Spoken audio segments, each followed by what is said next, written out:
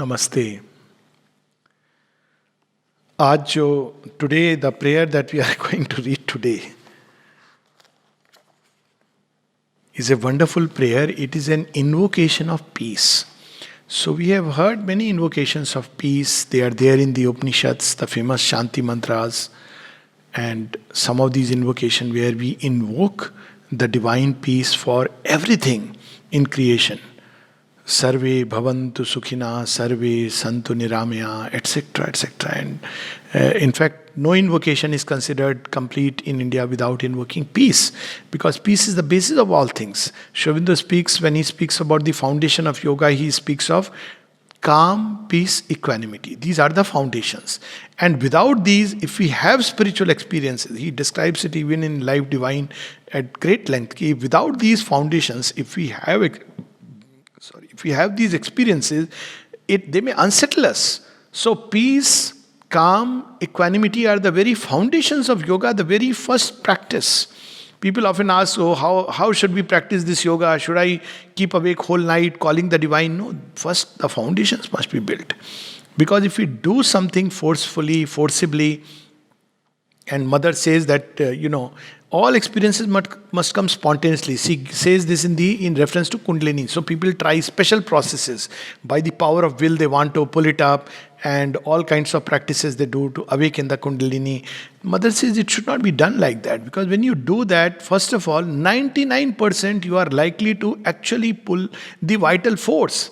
And it will give you so much energy, it will give you so much sense of wellness and strength and power and everything, that you may mistake it, even joy, that you may mistake it for the authentic thing.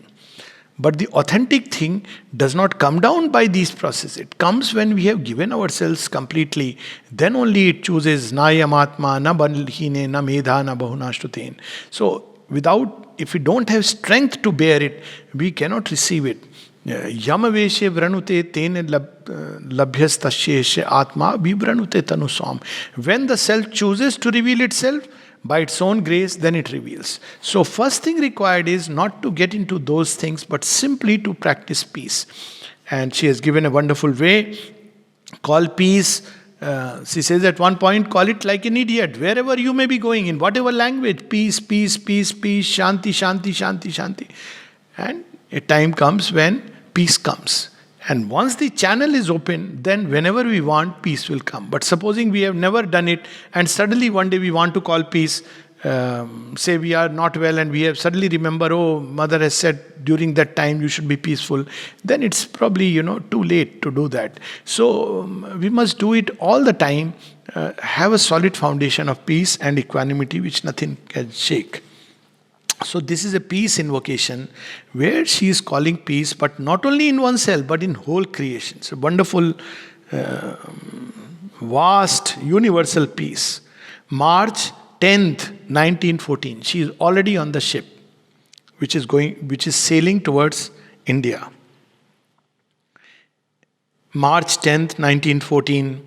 In the silence of the night, thy peace reigned over all things. In the silence of my heart, thy peace reigns always. So she has established this peace within her, and she is experiencing now this peace all over the world. Why at night now? Because everything is quiet. Human beings, by their presence, by their constant chatter, by the noise pollution that we are doing, by the thought pollution of desires and various kinds of things, we disturb this peace which is already there as a divine gift to creation. We can nowadays probably feel it more often because of the lockdown. But every day during early morning hours and evening hours, Godholi ki bela, we can experience this peace because the whole creation is in a state of peace. So she speaks of this peace. And when these two silences were united, thy peace was so powerful that no trouble of any kind could resist it. So peace is not something negative, it's a powerful thing. Sri Aurobindo speaks of this peace as a solid, like an ice block. And he says it's a powerful, dynamic power. If there is this peace, it's not a negative thing that, oh, he is very peaceful, he is not capable. Peaceful people are capable of a far greater action. And he gives examples. He says, what is that yogin? He says a yogin can act in the whole world because he is like a vast sea, which is very peaceful inside, but can throw up tremendous waves on the surface.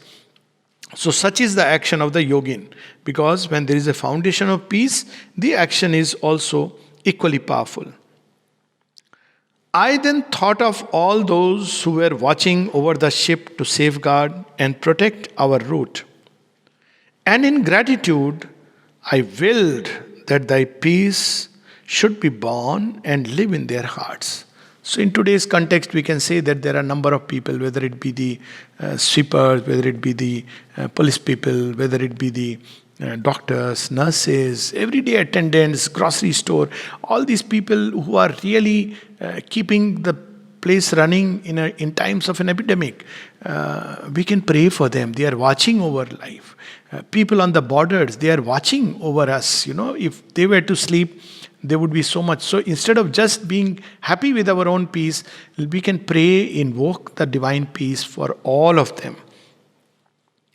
And in gratitude, I willed that thy peace should be born and live in their hearts. See, gratitude as a divine quality, again and again it comes. Then I thought of all those who, confident and carefree, slept the sleep of inconscience, and with solicitude for their miseries, pity for their latent suffering, which would awake in them in their own waking, I willed that a little of thy peace might dwell in their hearts. So beautiful it is. Then she thinks about not only those who are keeping a vigil, but those who are sleeping the sleep of inconscience, thinking it is peace. The mother reveals to us that how we should sleep. This is the ordinary sleep. And when we wake up, we get often a load from the inconscient back into our life. Because as long as we lead a life of ignorance, there will be misery and suffering.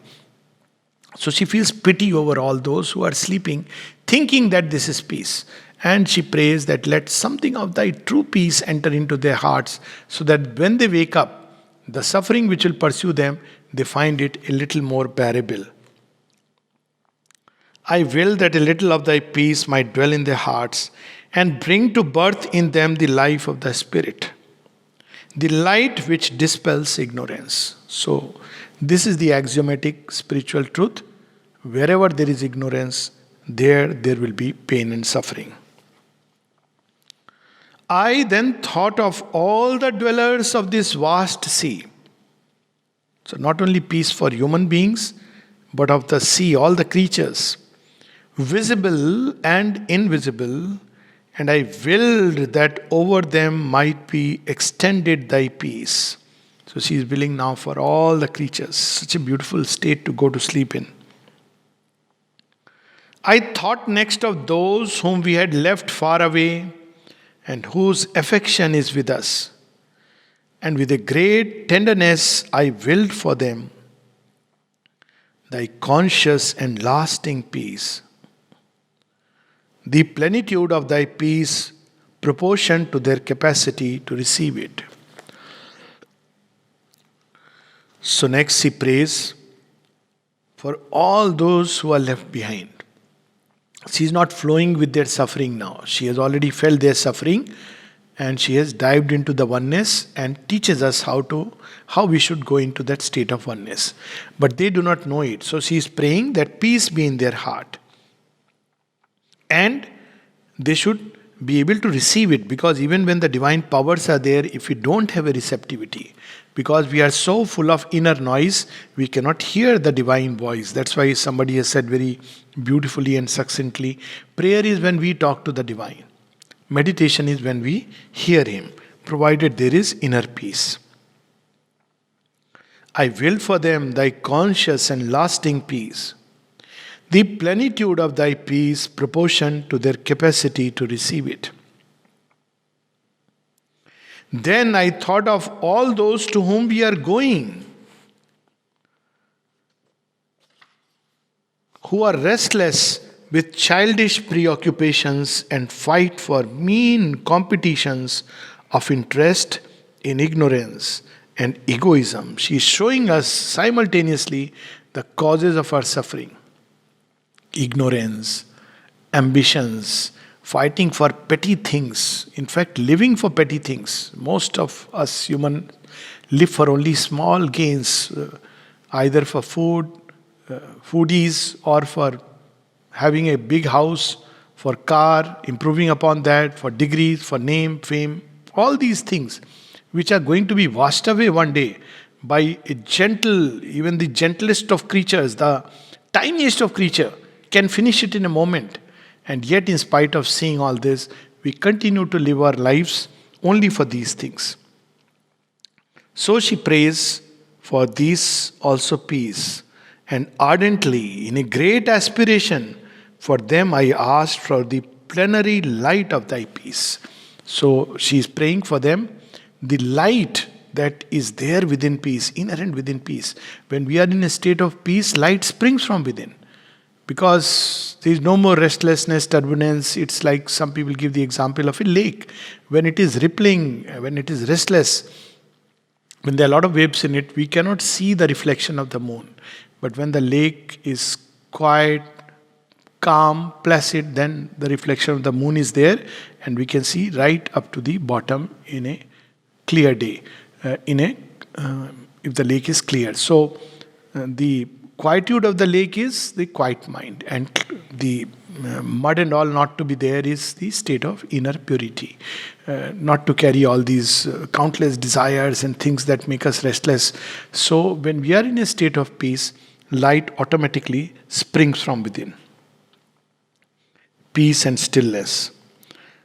I next thought of all those whom we know, of all those whom we do not know, of all the life that is working itself out, of all that has changed its form, and all that is not yet in form, and for all that, and also for all of which I cannot think, for all that is present to my memory, and for all that I forget, in a great ingathering and mute adoration, I implored thy peace. This is not just a peace invocation. It is a powerful means of coming out of egoism, coming out of this state of ignorance, this selfish bondage to only our personal interest. It is a meditation to make us universal.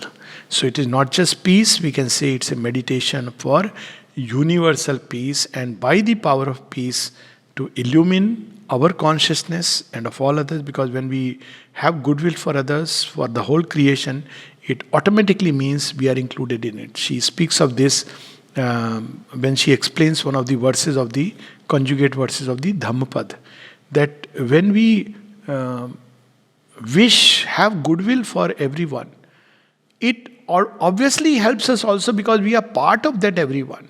Not only that, because we have goodwill for everyone, it comes back to us many, many fold. Because whatever we release in this creation, that will come back many, many fold. This is an elementary understanding of the law of karma, that if we release a certain energy, it will come back to us. If it's the energy of hate, spite, jealousy, fear, anger, then it is bound to come back. Today or tomorrow it will hit us. And when it comes back, it gathers force from all the universe, which adds a little bit to it. All those vibrations in affinity in those worlds. And then it comes back, because, that's how even the law of physics would tell us that if we throw a light in the universe, it will take a whole move like a sphere and come back to the same point, because that's the very nature of things. So when we send peace in all the direction, or a thought of goodness in all the directions, or a thought of love in all the direction, it will go and come back to us, but many, many fold. And this is what she recommends, even when people have left their bodies, instead of doing all those tamashas, those pujas, those all kinds of rituals, in which people are too busy and restless. The Pandit himself has forgotten all the occult meaning, truths behind it. And there are people who are even eyeing on the street meats which are going to be served subsequently, even making a fuss over them. That, your so-and-so has died, and why didn't you make this sweet, and this is not enough. So whole day, one is busy either in these things, or one is lamenting at other times. People are also reminding that, oh, he was a good man, he went away, and then they share the sorrow, but they don't really share the sorrow. They keep on increasing it, and a time comes when one is fully benumbed. Now, that is a very ignorant way of doing these things. Hardly anything reaches the one who has departed, and even if it reaches, he would be tormented to see this guy. He would become more restless by our restlessness. So the correct way is that when somebody departs, sit together. Those who really loved him. It's not a gathering of all kinds of people. Even if one person, it's enough. And send thoughts of peace and love in his direction, saying him to proceed with his journey towards the divine. And this is the best way we can help the departed. Instead of constantly brooding over the pain and suffering by crying and grief, drawing the person closer. So it is not just a peace meditation, but also a ground to create light within us, also a ground to awaken all humanity out of this state of ignorance. It is a yajna, if I may say so, to awaken light in everybody's heart, awaken light in creation, and most importantly, by this kind of prayer of peace for everyone, we spontaneously, automatically enter into a vast universal state. It may not last very long, but doesn't matter. If we do it every day, practice this every day, then surely it will have an impact. It has an impact. She speaks of that ways to universalize ourselves. And slowly it will start sinking in, and our consciousness will be freed from its very narrow bondage to a little momentary personality and its egoistic interests and desires. So we read this prayer again, a wonderful prayer. March 10th, 1914. In the silence of the night, thy peace reigned over all things. In the silence of my heart, thy peace reigns always. And when these two silences were united, thy peace was so powerful that no trouble of any kind could resist it. I then thought of all those who were watching over the ship to safeguard and protect our route. And in gratitude, I willed that thy peace should be born and live in their hearts. Then I thought of all those who, confident and carefree, slept the sleep of inconscience, and with solicitude for their miseries, pity for their latent suffering, which would awaken them in their own waking, I willed that a little of thy peace might dwell in their hearts and bring to birth in them the life of the Spirit, the light which dispels ignorance. I then thought of all the dwellers of this vast sea, visible and invisible, and I willed that over them might be extended thy peace. I thought next of those whom we had left far away and whose affection is with us, and with a great tenderness I willed for them thy conscious and lasting peace, the plenitude of thy peace, proportioned to their capacity to receive it. Then I thought of all those to whom we are going, who are restless with childish preoccupations and fight for mean competitions of interest in ignorance and egoism, and ardently in a great aspiration for them I asked for the plenary light of thy peace. I next thought of all those whom we know, of all those whom we do not know, of all the life that is working itself out, of all that has changed its form, and all that is not yet in form, and for all that, and also for all of which I cannot think, for all that is present to my memory, and for all that I forget, in a great ingathering and mute adoration, I implored thy peace. Peace, peace, peace upon all the earth. Namaste.